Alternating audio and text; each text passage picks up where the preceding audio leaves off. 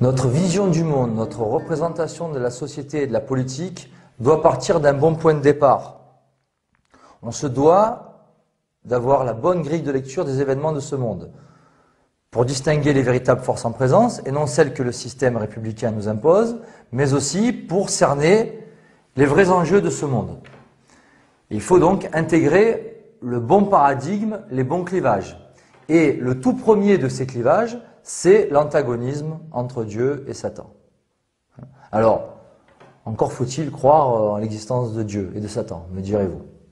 Dieu existe, nul besoin d'être croyant pour le comprendre, on peut tout à fait admettre l'existence de Dieu sans avoir la foi catholique, mais simplement par la raison, par notre intelligence, et c'était le cas autrefois du philosophe grec Aristote, du temps de l'Antiquité, avant l'arrivée de Jésus-Christ sur terre.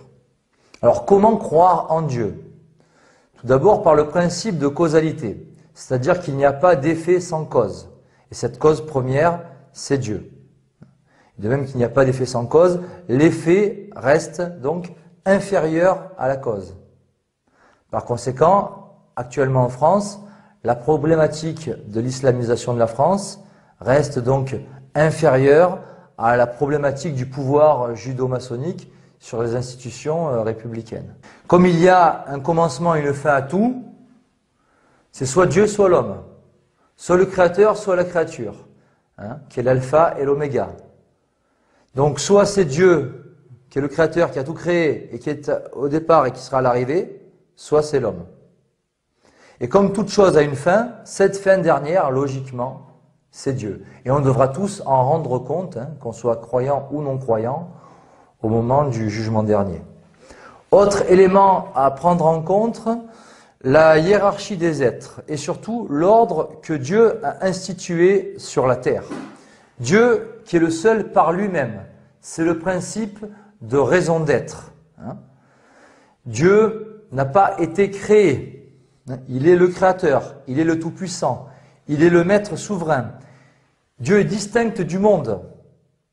C'est un Dieu extérieur. Mais si l'on considère que la divinité est à la fois extérieure, mais aussi intérieure et propre à l'humain, ou encore dans la nature, on tombe alors dans l'erreur du panthéisme. Dieu peut tout faire, sauf se contredire. Dieu crée ex nihilo, c'est-à-dire à partir de rien, à partir du néant. C'est le propre de la création. Nous pouvons créer, mais toujours à partir de quelque chose. Alors que Dieu, lui, a tout créé à partir de rien. Dieu est infiniment parfait. Il permet le mal, mais n'est pas à l'origine du mal. Alors évidemment, dans une société moderne, on entendra souvent des gens dire que si Dieu existait, il n'y aurait pas toutes ces guerres dans le monde. Mais ce serait oublier que les guerres ne sont que les conséquences des péchés des hommes. Donc, Dieu permet le mal, mais il ne fait pas le mal.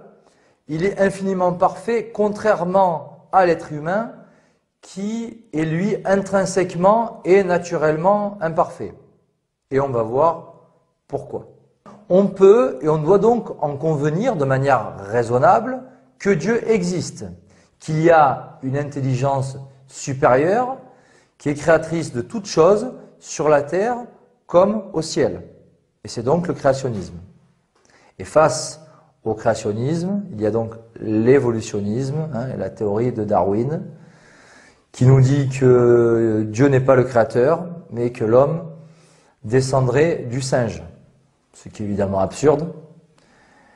Et au passage, on attend toujours le chaînon manquant entre le singe et l'homme.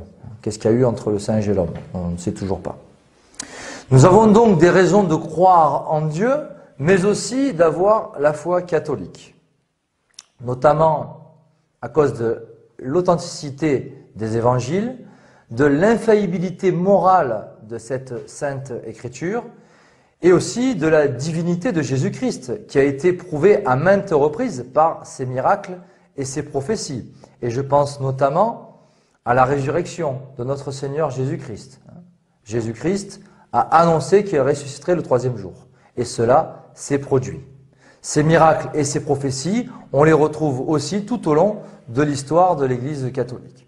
Donc au départ, il y a lui, puis nous. Lui, c'est Dieu, le créateur de toutes choses, les choses visibles et les invisibles. Donc les choses visibles, hein, nous, hein, les êtres humains, mais aussi la nature, les animaux, etc. Et puis les choses invisibles, les anges. Lucifer, qui est l'ange déchu, qui s'est révolté contre Dieu, contre la suprématie de Dieu, mais qui n'en demeure pas moins une créature de Dieu, hein, même si donc Lucifer a péché par ingratitude et par orgueil. Lucifer est tout comme nous, une créature de Dieu. Et comme il y a Dieu et Satan, il y a d'autres clivages qui découlent de cet antagonisme, notamment l'Église et la contre-Église, la révolution et la contre-révolution, la monarchie de droit divin et la république démocratique, la vérité et l'erreur, le vice et la vertu, le bien et le mal. Et c'est un réflexe que l'on devrait avoir d'ailleurs lorsqu'une personne s'exprime selon ce qu'elle dit, selon ce qu'elle fait, selon les idées qu'elle défend. On devrait se dire automatiquement, est-ce qu'elle est dans le camp de Dieu ou pas?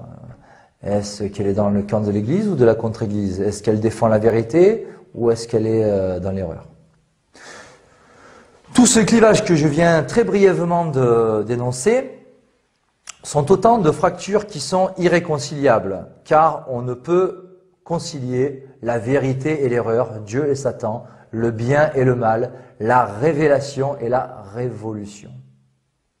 Et ceux qui, durant l'histoire, se sont efforcés de vouloir concilier ces opposés, ce furent ou ce sont des libéraux.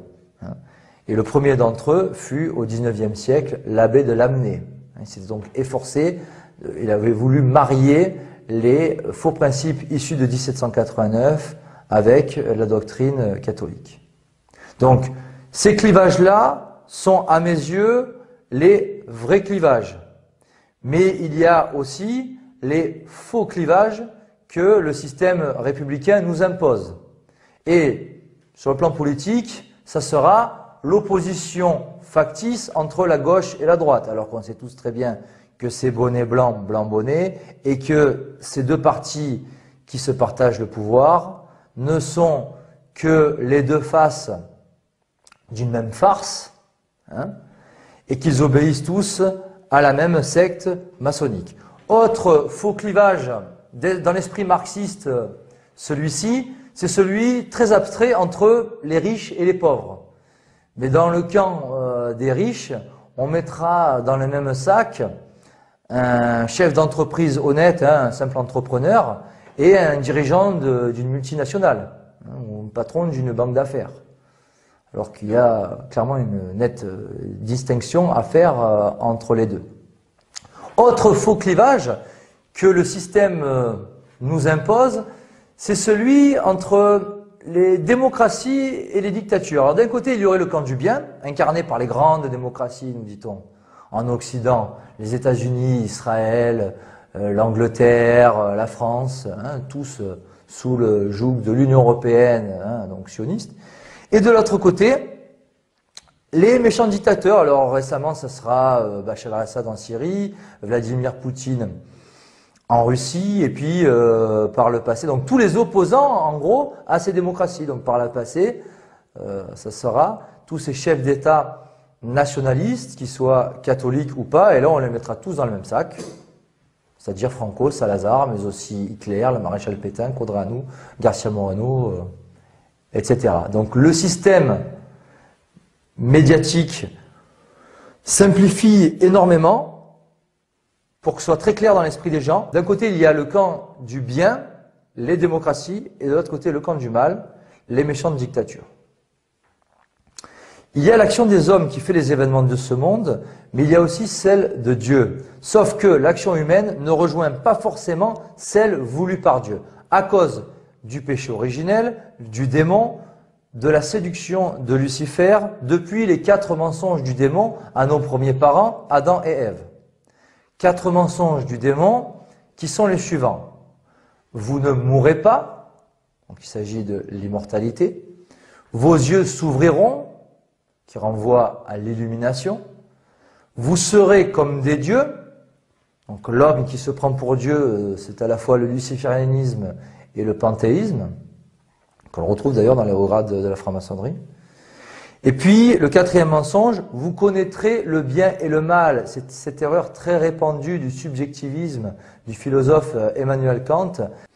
Tout homme est imparfait, il n'est pas naturellement bon. Pourquoi? À cause de cette négation du péché originel, de cette chute originelle. Et là, deux camps s'affrontent.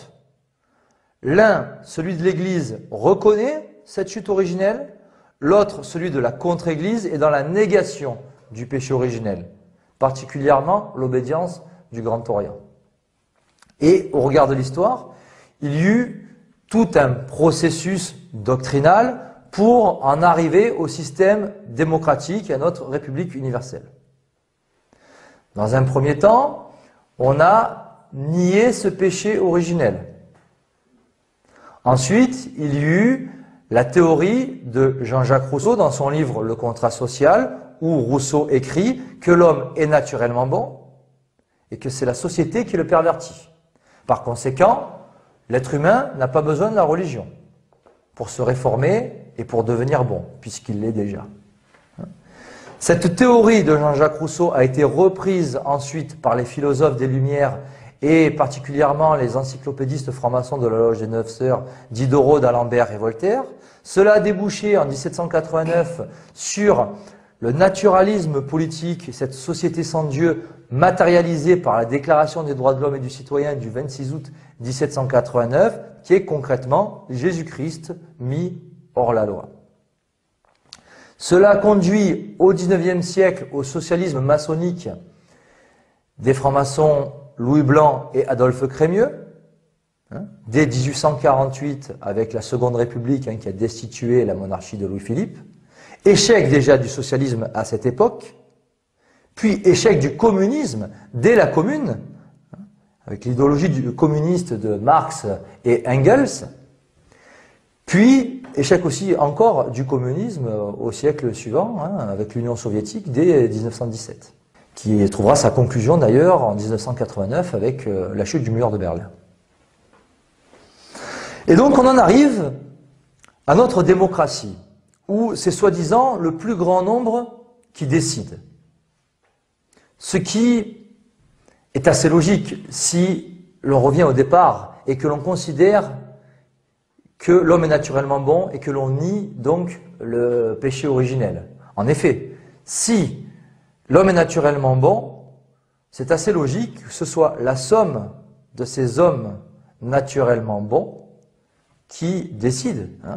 Donc la majorité de ces hommes bons qui décident de la destinée de la nation au détriment de la minorité. Et donc le système démocratique est en quelque sorte justifié, si au départ on se trompe sur la nature humaine.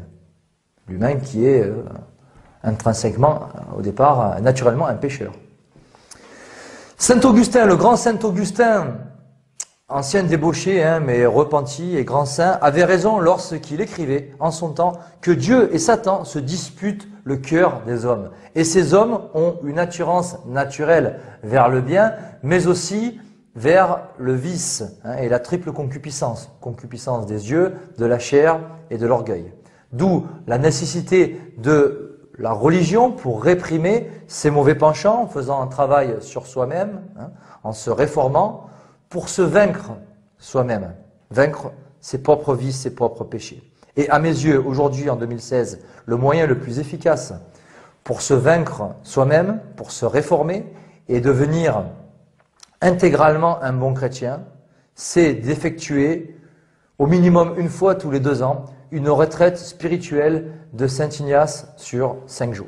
Dans la cité de Dieu, Saint Augustin définit les 2 cités ainsi. D'un côté, il y a l'amour de soi jusqu'au mépris de Dieu, la cité terrestre. De l'autre, l'amour de Dieu jusqu'au mépris de soi, la cité céleste. C'est la foi contre le moi, tel que je l'ai exprimé dans mon dernier livre, Le complot contre Dieu. Et c'est toute la différence entre le qu'en dira-t-on et le qu'en dira Dieu. Plaire au monde ou plaire à Dieu. La différence entre une société sans Dieu depuis 1789 et une société menant à Dieu avant 1789. Différence entre la France catholique et la République maçonnique. Différence aussi entre le bien-être spirituel d'un chrétien en état de grâce et l'intérêt purement matériel. Différence fondamentale entre les devoirs envers Dieu et les droits de l'homme. Différence aussi entre le pécheur repentant et le pécheur impénitent. Et différence enfin entre le bon larron, Saint Dismas, et le mauvais larron. Tout simplement.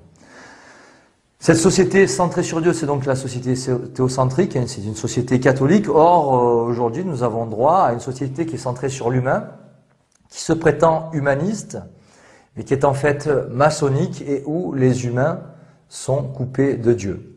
Mais nous, croyants, il nous faut surtout penser à l'après, c'est-à-dire notre éternité, et pas uniquement à la vie sur Terre qui ne dure que quelques décennies, ce qui est dérisoire et microscopique en comparaison à la vie éternelle. Ce qui caractérise la cité de Dieu, c'est la vérité, l'ordre, la paix intérieure, avoir une vie intérieure, la stabilité, les vertus, surnaturelles comme naturelles, et la justice, qui est une vertu naturelle.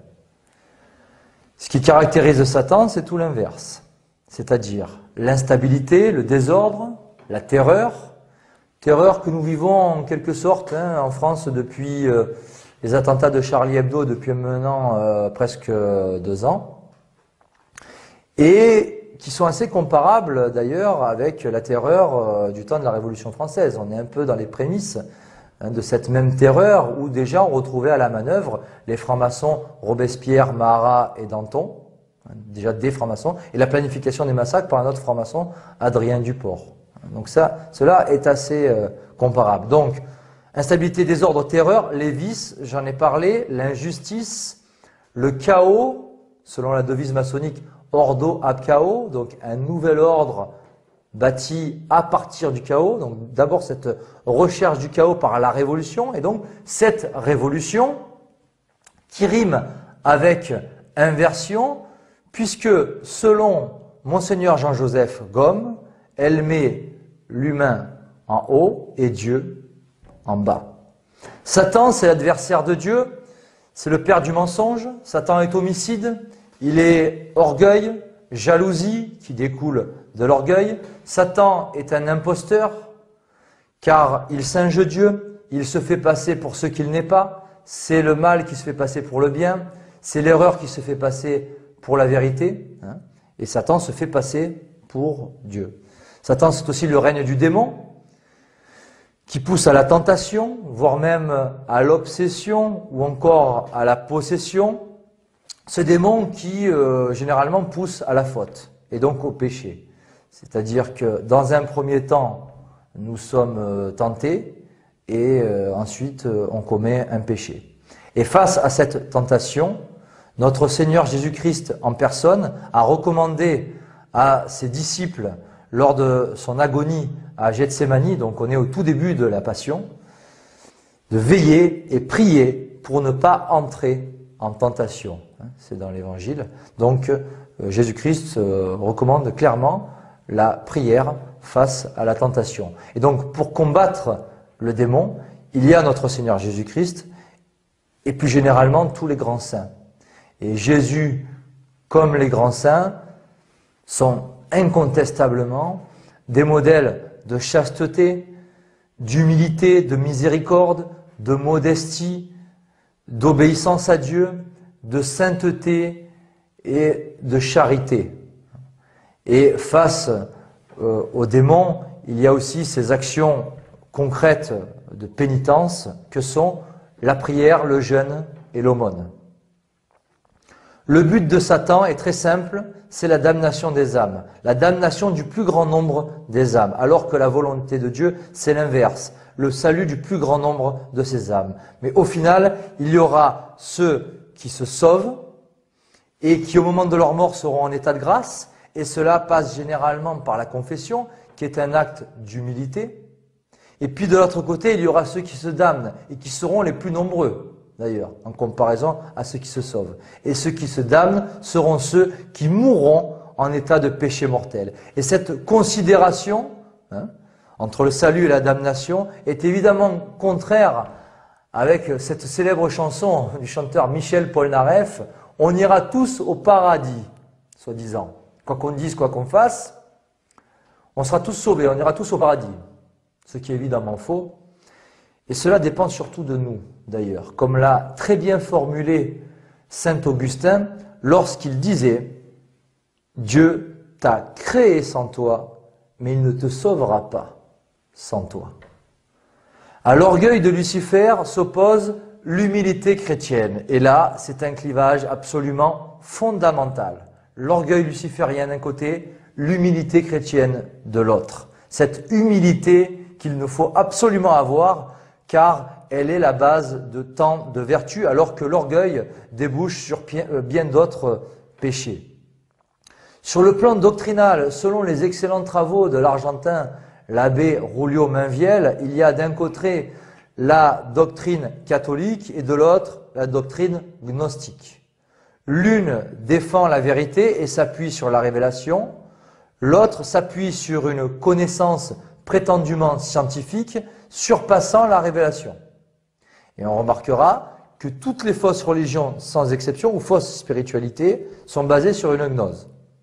Donc il y a soit la vérité d'un côté, soit l'erreur à partir d'une gnose. Et on remarquera aussi qu'à l'origine et à la conséquence de la gnose, qui est issue historiquement des milieux juifs dès les premiers siècles après Jésus-Christ, à l'origine et à la conséquence de la gnose, on retrouve l'orgueil. C'est-à-dire qu'on tombe dans la gnose, on devient gnostique, par orgueil, en refusant la vérité révélée. Et puis, pour accéder à la gnose, il faut être initié.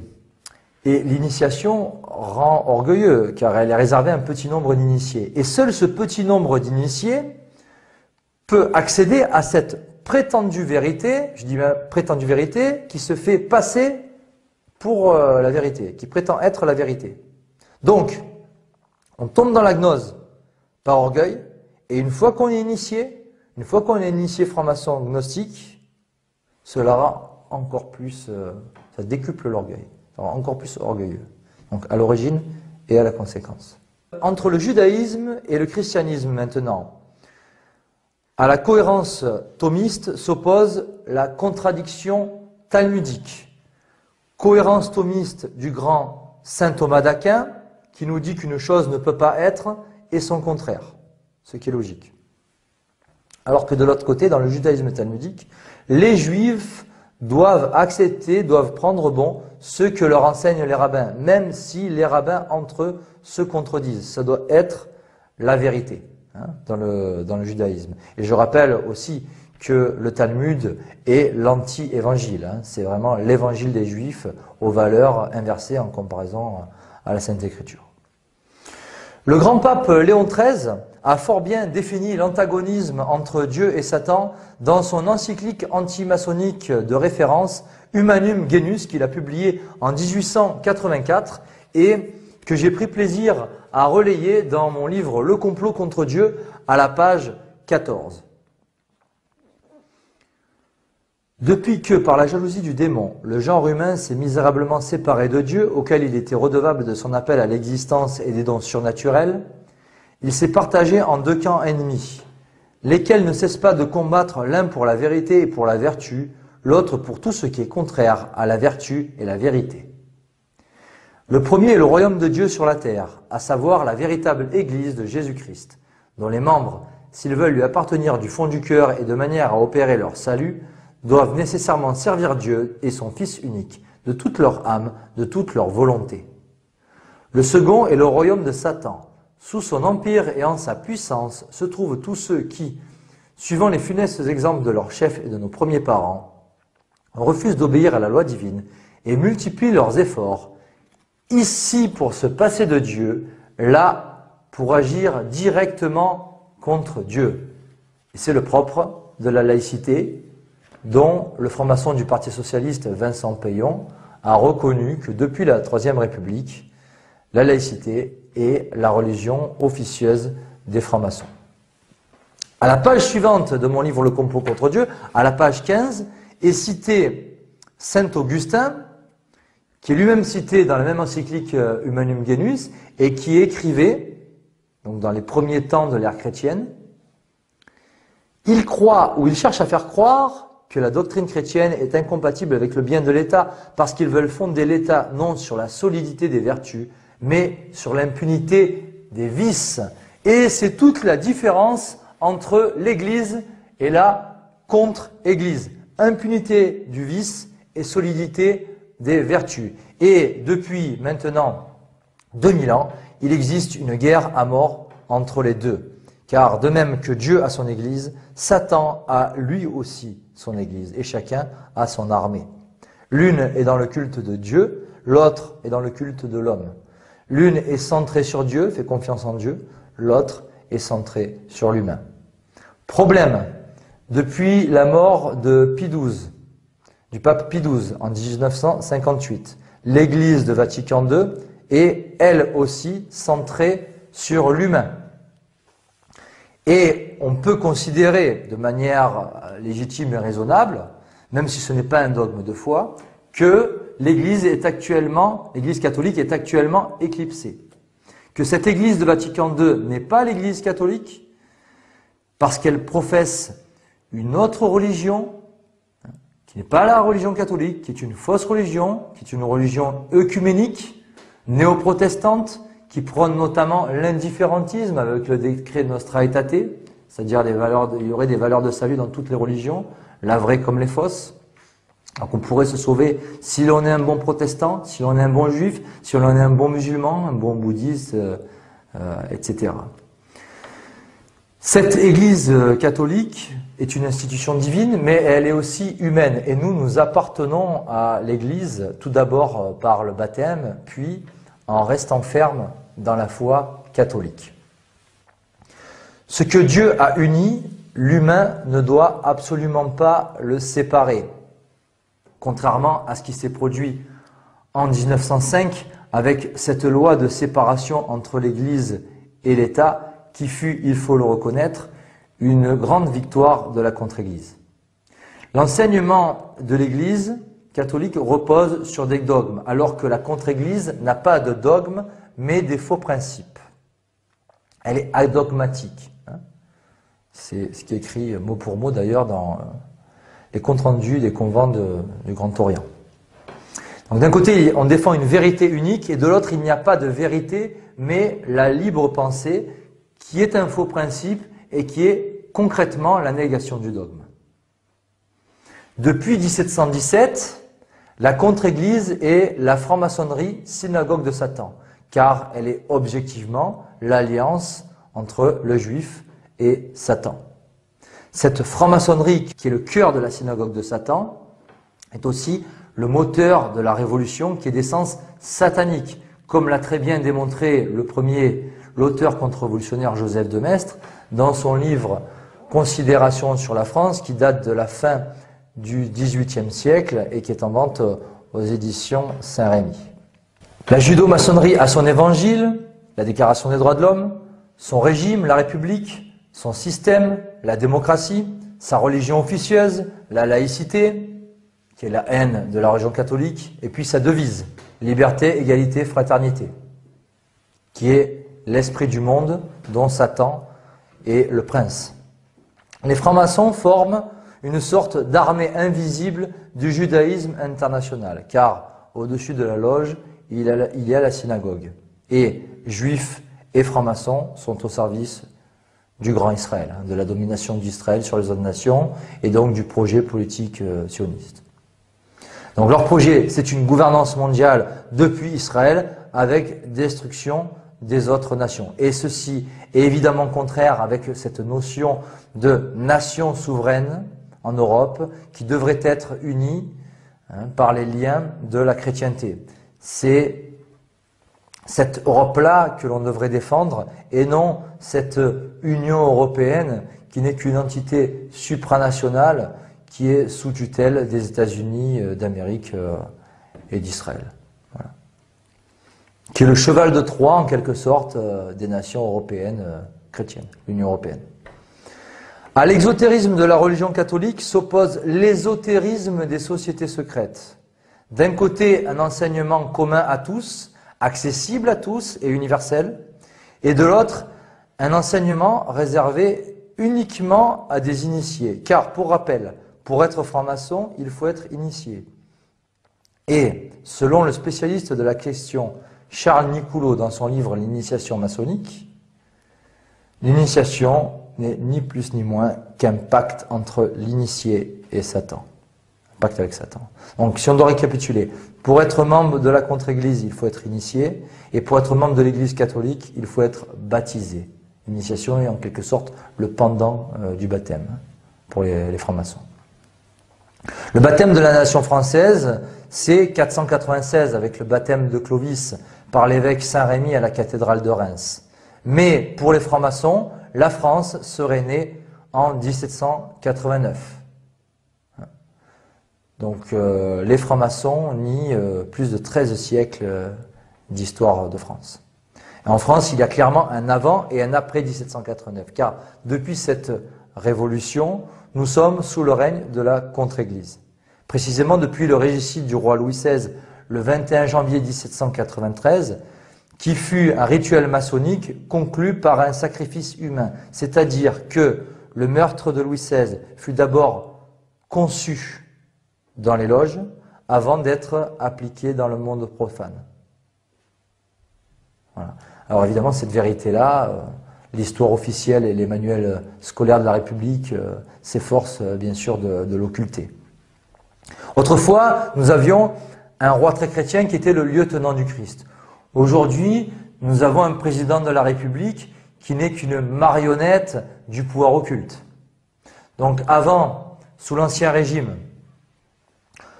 le roi devait faire passer son intérêt personnel après l'intérêt général. Il devait aimer son peuple et sa nation, il devait être dévoué à son pays, il était éduqué dans ce sens, et sa descendance aussi. Et il prenait des décisions à la vue de tous, de manière très claire. Aujourd'hui, nous n'avons qu'une marionnette, des lobbies, d'un pouvoir occulte, c'est-à-dire de gens qui dirigent la France, mais dont nous ne connaissons pas véritablement l'identité. On ne sait pas vraiment qui tire les ficelles en coulisses et qui dirige vraiment la France.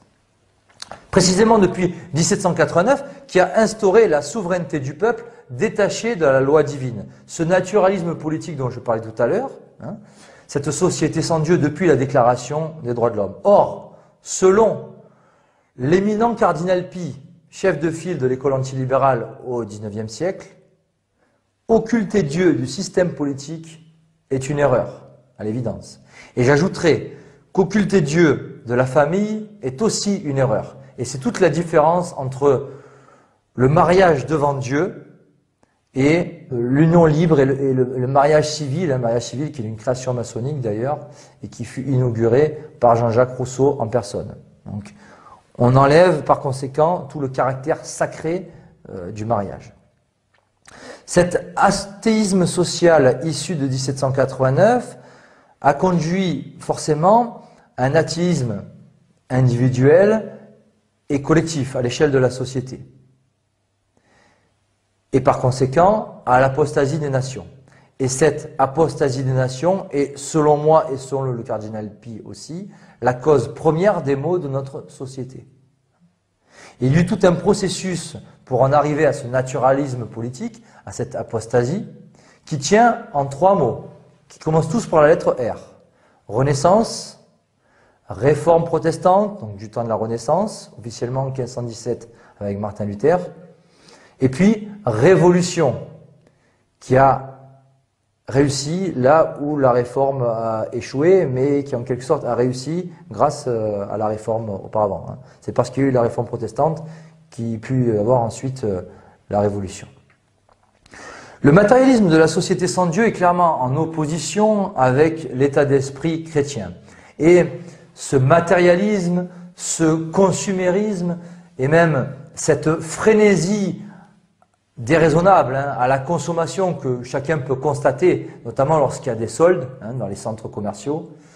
Eh bien, tout ceci a été fort bien dénoncé dans les années 90 par le chanteur Alain Souchon dans sa chanson full sentimentale, très pertinente je trouve, où il chantait, je cite, « On nous fait croire », alors on, c'est les médias et la publicité, et donc les cartels hein, qui dirigent ces médias et cette pub, « On nous fait croire que le bonheur c'est d'en avoir plein nos armoires, d'avoir des quantités de choses qui donnent envie d'autres choses », ce qui est très vrai. Par conséquent, on est quelqu'un seulement si on possède. Voilà. L'être humain aujourd'hui, il vaut quelque chose seulement par la possession. Voilà. Et puis cela ne peut conduire d'ailleurs qu'à l'insatisfaction et à la frustration, et non pas au bien-être spirituel ni à l'harmonie en société. Donc ce matérialisme plonge dans la concupiscence, alors que la pratique de la religion catholique doit conduire en principe à l'état de grâce, hein, et in fine au paradis, la vie éternelle. Donc l'un conduit au vice, l'autre à l'élévation de l'humain par les vertus et par le biais de la grâce. Et ces vertus surnaturelles, comme la grâce, hein, viennent de Dieu, et elles sont niées par la société matérialiste, qui nie tout ce qui est d'ordre surnaturel. L'esprit de Satan, c'est l'esprit de la révolution, mais il existe aussi un esprit contre-révolutionnaire. Cet esprit contre-révolutionnaire, c'est l'esprit catholique thomiste. Et dans son livre « Infiltration maçonnique dans l'Église », l'abbé Emmanuel Barbier cite à la page 145 l'ancien franc-maçon repenti Jules Douanel qui, dans son livre « Lucifer démasqué », a écrit sous le pseudonyme de Jean Kostka, il a décrit l'action de Satan. Satan se manifeste. Satan a une église occulte, des fidèles, des cérémonies, une liturgie spéciale, une religion démoniaque, opposée à la véritable église, aux véritables fidèles, à la sainte liturgie, à la religion de notre Seigneur. C'est là le fait indéniable. Satan exerce un empire redoutable sur une masse de perdition. Satan dresse son camp contre le camp du Seigneur, lève son drapeau contre le drapeau de la croix, lance ses légions contre les légions de l'Église. C'est l'état de guerre, c'est la lutte à outrance et sans merci. Et dans cette lutte, dans cette guerre, ce sont des âmes immortelles, rachetées par le sang du calvaire, des âmes de baptisés, que Satan et ses soldats infernaux disputent à Jésus-Christ et à sa milice sainte.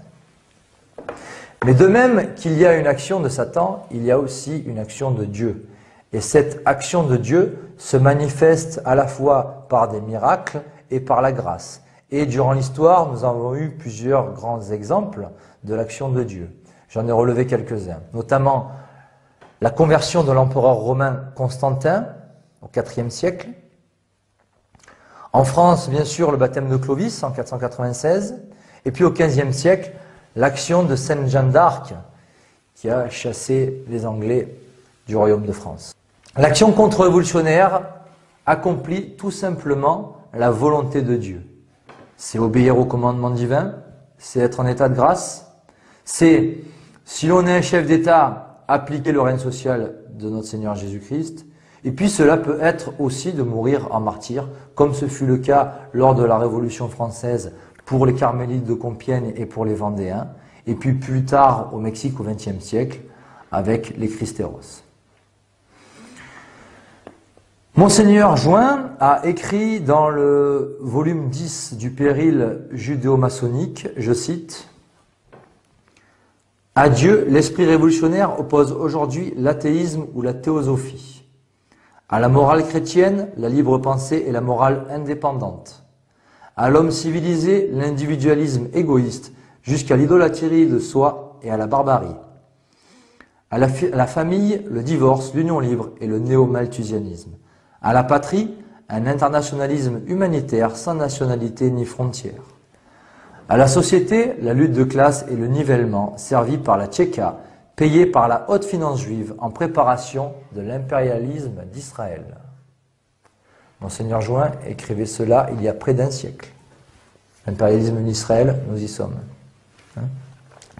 Et Monseigneur Ernest Join a aussi écrit, toujours dans le péril judo-maçonnique, cette phrase très significative et qui est à méditer. Celui qui veut bien voir Israël doit le chercher partout, et il le trouvera presque partout. Par conséquent, la solution finale, à l'échelle internationale et mondiale, ce doit être la conversion d'Israël à notre Seigneur Jésus-Christ. Car l'arrivée de notre Seigneur Jésus-Christ sur terre a tout changé. Et d'ailleurs, dans son immense ouvrage « La conjuration antichrétienne », Monseigneur Henri de Lassus a écrit que depuis Jésus-Christ, l'homme ne fut plus sur la terre pour jouir et mourir, mais pour se préparer à la vie d'en haut et la mériter. Par conséquent, la vie sur terre n'est qu'une préparation à la vie éternelle. L'arrivée de Jésus-Christ a aussi créé une scission entre deux peuples, les peuples juifs et catholiques. D'un côté, le peuple élu en tant que race, peuple juif, donc peuple élu de l'Ancien Testament, et de l'autre, le peuple élu catholique, qui a donc suivi intégralement la foi donc, et Jésus-Christ.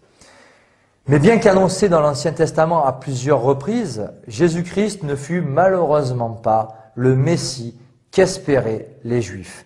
Et il aurait fallu, il faudrait toujours que ces mêmes Juifs fassent un travail sur eux-mêmes, un travail sur leur orgueil, et qu'ils acceptent ce Messie surnaturel, et non qu'ils continuent de se considérer eux-mêmes comme leur propre Messie naturel, de peuples élus juifs en tant que race et nation dispersées à travers le monde. Et c'est ce qui fait leur force, d'ailleurs.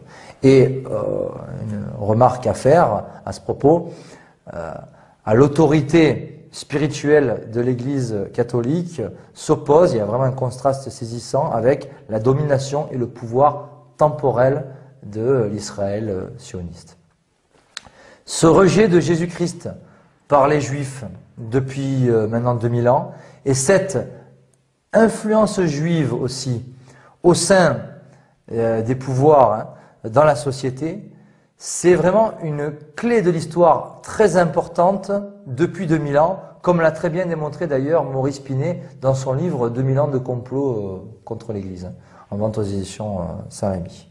Donc clé de l'histoire très importante depuis 2 millénaires. Cette distinction aussi entre donc les deux peuples, peuple juif et peuple catholique, qui découle du clivage Dieu-Satan, comme l'a très bien analysé d'ailleurs Monseigneur Join, que j'ai relayé toujours à la page 14 de mon livre « Le complot contre Dieu ». Si l'on dégage la pensée des contingences humaines et des événements fortuits pour embrasser dans son ensemble l'histoire du monde et la marche des âges, on se trouve en face de deux immenses cités. La cité de Dieu et la cité du mal. Et depuis 20 siècles, la cité de Dieu est l'Église catholique et la cité du mal, le peuple juif. Peuple international répandu sur la terre, non pas comme la maçonnerie à l'état de société dissociable, mais à l'état de peuple indissolublement uni et indéracinablement cosmopolite. Ici-bas, la lutte éternelle du bien et du mal, du Christ et de Satan, se joue entre le peuple catholique et le peuple juif, et son caractère particulier à l'heure actuelle est qu'elle se joue au grand jour. Par conséquent, la solution finale, d'un point de vue religieux, c'est la conversion du peuple juif à la religion catholique. Alors, cela peut paraître aujourd'hui impossible, mais cela a été pourtant prophétisé et ce serait un signe de la fin des temps. Cette conversion du peuple juif à la vérité catholique et à notre Seigneur Jésus-Christ. L'esprit du monde maintenant, qui est liberté, égalité, fraternité. Slogan que vous retrouverez sur les façades des écoles, devant des tribunaux, des mairies. Et face à cet esprit du monde, liberté, égalité, fraternité, Saint Ignace de Loyola a opposé les vertus de pauvreté, de chasteté et d'obéissance. On pourrait ajouter les vertus surnaturelles de foi, d'espérance et de charité. Si l'on reprend maintenant un par un les mots de ce slogan maçonnique, liberté, égalité, fraternité, on remarque que si l'on donne la liberté à l'humain en ayant auparavant chassé Dieu de la société, eh bien, automatiquement, il transgressera les commandements et au final, il se damnera. Et ceci est évidemment contraire avec cette considération catholique que nous avons de la liberté dans nos choix pour parvenir à une même fin, le salut de l'âme. L'égalité est un mensonge, car nous ne sommes pas tous égaux, mais tous différents, contrairement à ce que prétend l'article 1er de la Déclaration des droits de l'homme. Cette égalité est contraire au principe de hiérarchie, comme l'a très bien affirmé d'ailleurs Monseigneur Henri de Lassus. Et cette hiérarchie, on remarquera qu'elle est actuellement inexistante dans l'Église de Vatican II du fait de la collégialité. Et on remarque aussi que selon les propos de l'actuel dirigeant de l'Église romaine, l'Argentin Jorge Mario Bergoglio, il n'y a pas de hiérarchie, lui-même, ni d'autorité, puisque lui-même a affirmé il y a quelque temps « Qui suis-je pour juger les gays ?» Alors qu'il est prétendument quand même le pape de l'Église catholique, qui ne peut se tromper ni nous tromper, contrairement à l'Église de Vatican II. Quant à la fraternité, elle est uniquement maçonnique, et le slogan « Liberté, égalité, fraternité » doit se lire à l'envers pour les initiés, c'est-à-dire que c'est la fraternité maçonnique qui, au nom de l'égalité, permet la liberté d'action des initiés francs-maçons. Et liberté, égalité, fraternité doit se lire à l'endroit pour les simples profanes que nous sommes. Au niveau des idées, face à l'esprit du monde, Monseigneur Henri de Lassus a écrit dans Le problème de l'heure présente: Dieu a établi la société non sur la liberté, mais sur la soumission aux autorités, non sur l'égalité, mais sur la hiérarchie, non sur l'humanitarisme, mais sur la divine charité. Plusieurs questions se posent maintenant par rapport à cet esprit du monde, liberté, égalité, fraternité. Est-ce que, lorsqu'on vote pour un parti républicain, quel qu'il soit, à gauche comme à droite, et même pour Marine Le Pen, ou pour le parti républicain, les républicains, ou pour Dupont-Aignan, ou pour Asselineau, peu importe. Est-ce que lorsqu'on vote pour un parti républicain, est-ce qu'on combat cet esprit du monde? Lorsque l'on affiche liberté, égalité, fraternité, et donc on cautionne cet esprit du monde, est-ce que l'on le combat? Est-ce qu'on œuvre aussi pour le règne du Christ roi, lorsqu'on cautionne donc cet esprit du monde, liberté, égalité, fraternité? Ben, certainement pas. Certainement pas. Autre clivage important, d'un point de vue institutionnel, entre 1789, l'avant et l'après, l'ancien et le nouveau régime. D'un côté, donc, la monarchie de droit divin, de l'autre, actuellement, la République démocratique. C'est l'hérédité face au vote manipulé par les arrière-loges. Et dans les sulfureux protocoles des sages de Sion, qui n'ont jamais été aussi pertinents que de nos jours, on lit cette phrase très significative: « Les républiques nous donneront les trônes de ce monde ». Cette république, c'est précisément la franc-maçonnerie a découvert, c'est son régime politique durable, et cette république est très liée dès le départ à la démocratie. Démocratie qui est le règne de l'homme coupé de Dieu, le règne du nombre, mais par la fabrication du consentement, par la manipulation de l'opinion, c'est au final le règne d'une oligarchie, d'une plutocratie, et donc le règne de Mammon et non le règne de Dieu. Mais si l'on pousse l'analyse encore plus loin, la démocratie, c'est aussi le règne de l'homme, se prenant pour l'égal ou le supérieur au très haut, puisqu'il a complètement écarté Dieu du système, de la société.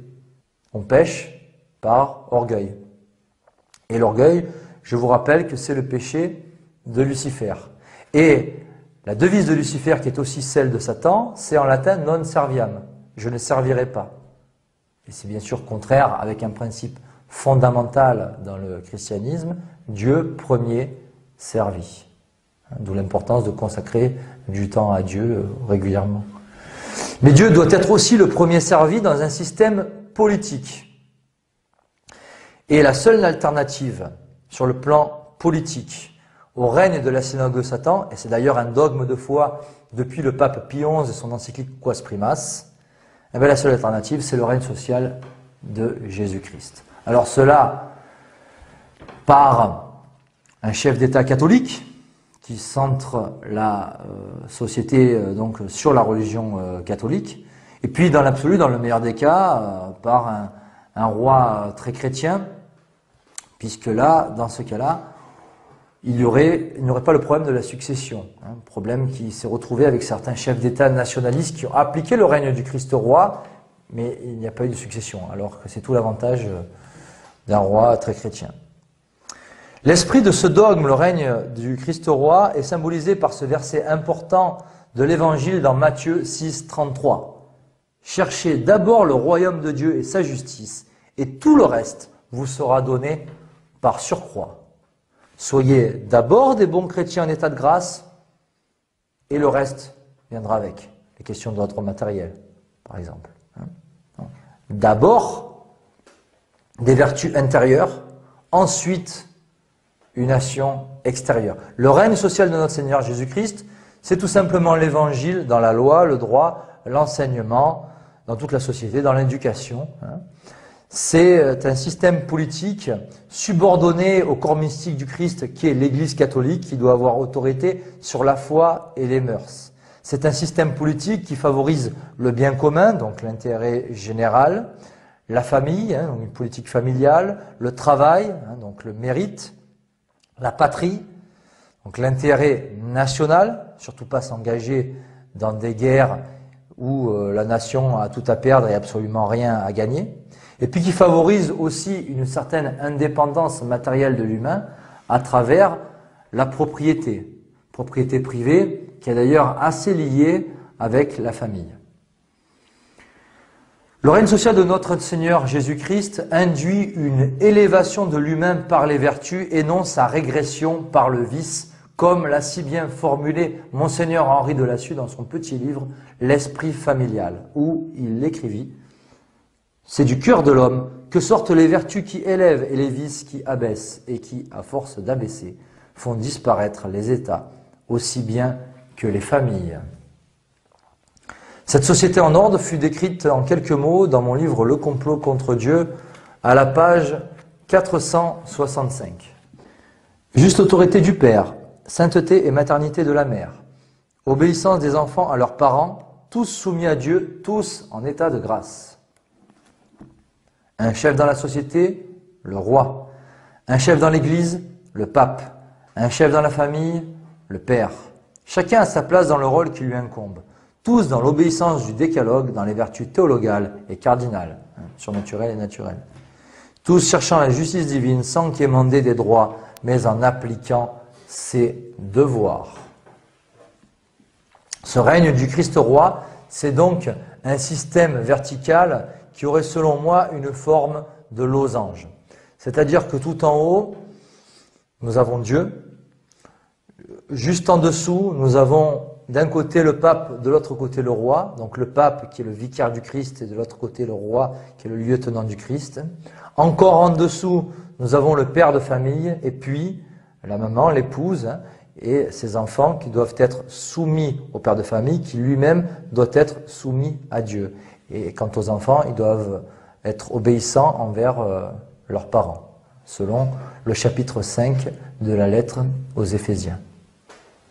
Donc, c'est un système vertical, et face à cette verticalité qui doit amener à Dieu, nous avons un système horizontal, donc une horizontalité du pouvoir occulte où nous sommes soi-disant tous égaux, mais surtout asservis sous la domination maçonnique. Mais pour sortir de cet asservissement, pour sortir de cette matrice consumériste, mondialiste, pour y voir plus clair dans cette guerre qui est d'essence religieuse, eh bien, il nous faut absolument intégrer tous ces clivages, ce bon paradigme, cette bonne grille de lecture. Et je recommande d'ailleurs vivement de méditer les deux étendards lors de la retraite spirituelle de Saint Ignace. Cela vous aidera vraiment à mieux considérer l'antagonisme entre Dieu et Satan, l'Église et la contre-Église, la révolution et la contre-révolution, et ce afin d'appartenir au bon camp, tout simplement, car nul ne peut servir deux maîtres à la fois, comme nous le dit l'Évangile dans Matthieu 6, 24, et nous, il faut bien évidemment servir Dieu et non Mammon, tout d'abord par la prière et la pénitence, afin d'être en état de grâce, ensuite aussi par l'étude et l'apostolat, afin d'être vraiment intégralement de bons chrétiens, et je dirais même qu'il faudrait plus que ça aujourd'hui, en 2016, pour redresser la situation de la France. Il faudrait plus que de bons chrétiens, il faudrait vraiment des combattants de la foi, des héros et des grands saints, dans le meilleur des cas, et non pas s'en remettre aux urnes et créer un énième parti politique et participer à ce véritable cirque démocratique.